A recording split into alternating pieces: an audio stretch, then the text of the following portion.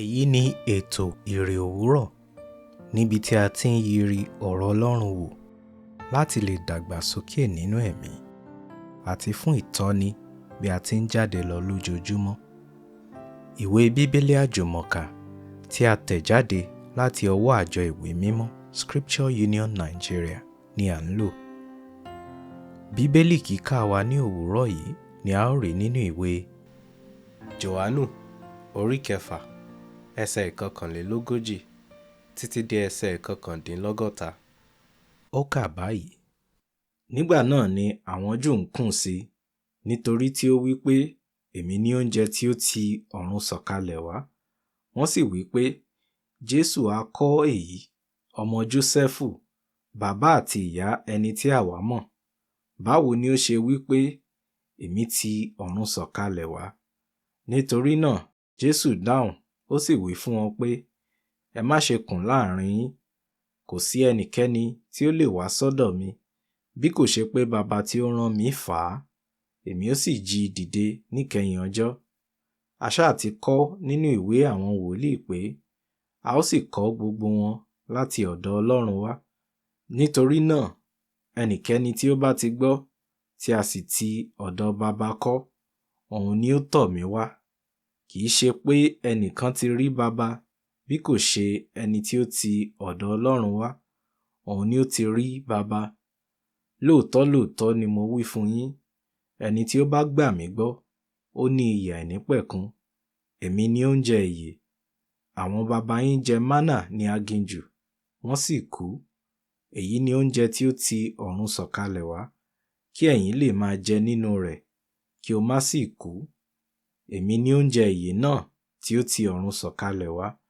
Bí ẹnikẹ́ni bá jẹ nínú oúnjẹ yìí, yóò yè títí láéláé. Oúnjẹ náà tí èmi ó sì fi fúnni fún ìyè ayérayé ni ara mi.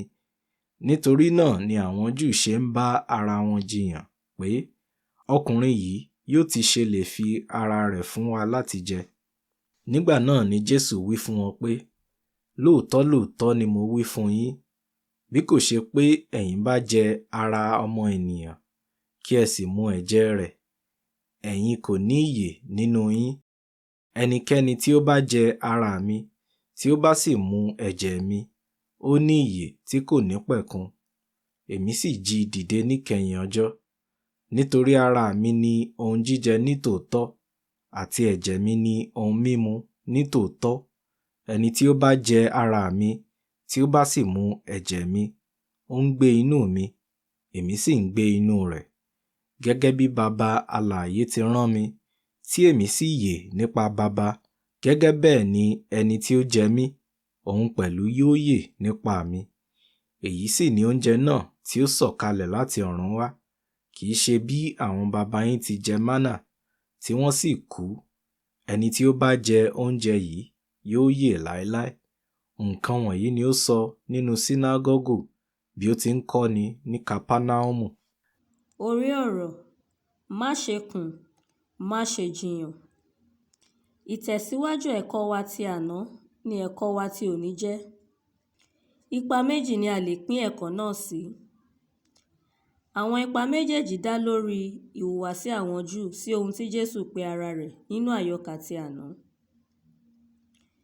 Níbo ni ìfọ̀rọ̀wérọ̀ yìí ti wáyé? Bí ẹsẹ̀ 69 ti fi hàn wá.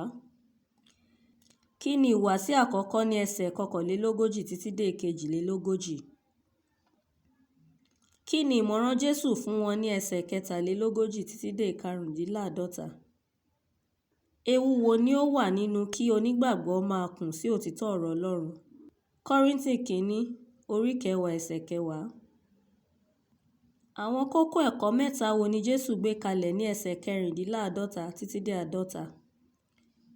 Nínú ipa kejì, ẹsẹ̀ 52 títí dé 61 ni a ti rí àríyànjiyàn àwọn Júù. Ó ṣeé ṣe kí ó jẹ́ pé òye ọ̀rọ̀ tí Jésù ń sọ ti bẹ̀rẹ̀ sí í yé àwọn kan nínú àwọn Júù, tí èyí sì fa ìyàn jíjà. Àwọn Yorùbá sọ pé ìyàn jíjà ní ba ọ̀rẹ́ jẹ́. Nítorí náà kò yẹ kí Kìrìsìtẹ́nì máa kùn tàbí jiyàn sí òtítọ́ ọ̀rọ̀ Ọlọ́run. Àdúrà Fún mi ní ìgbàgbọ́ ààyè tí kìí kùn tàbí jiyàn sí ọ̀rọ̀ rẹ Olúwa. Àmín.